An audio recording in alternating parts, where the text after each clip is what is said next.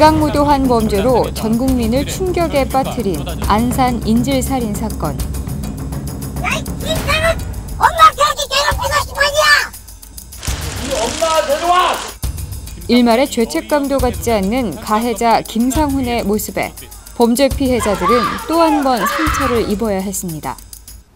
범죄로 인해 다치거나 숨졌을 경우 피해자와 그 가족들은 정신적인 고통뿐만 아니라 경제적으로 어려움을 겪는 경우가 많습니다.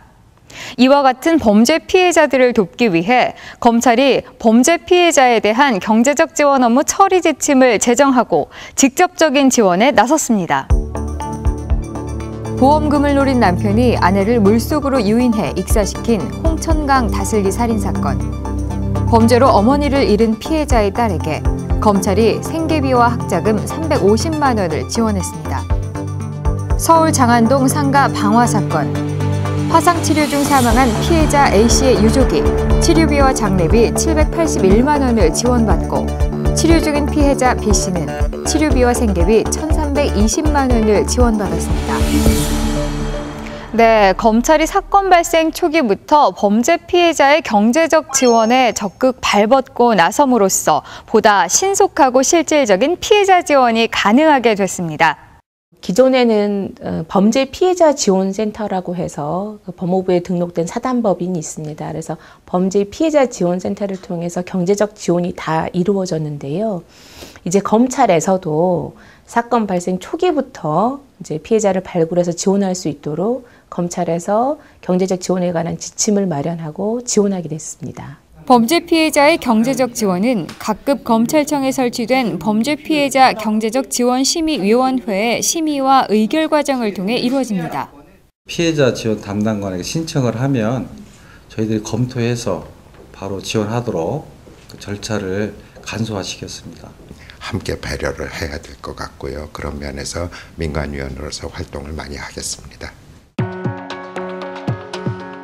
재산상 손실만을 입은 범죄를 제외하고 신체적, 정신적 피해를 입었을 때 가능합니다. 5주 이상 치료가 필요한 경우 생계비와 학자금, 장례비를 지원받습니다. 대한민국 안에서 발생한 범죄로 대한민국 국민이나 적법하게 체류하고 있는 외국인이 피해를 입은 경우에도 지원이 가능합니다. 다음으로 가해자로부터 피해를 배상받지 못한 경우 범죄 피해자가 범죄 피해를 알게 된 날로부터 3년 이내, 범죄 피해가 발생한 날로부터 10년 이내에 신청하면 지원받을 수 있습니다.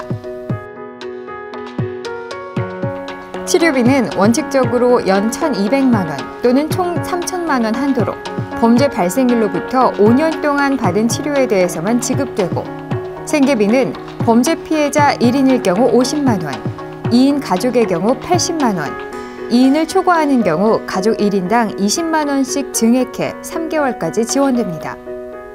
학자금은 학기당 초등학생 50만 원, 중학생 80만 원, 고등학생, 대학생 100만 원 등 범죄 피해자 본인 또는 그 직계 비속에 대해 연 2회 지급되며, 장례비는 300만 원을 한도로 유족에게 실비로 지급됩니다.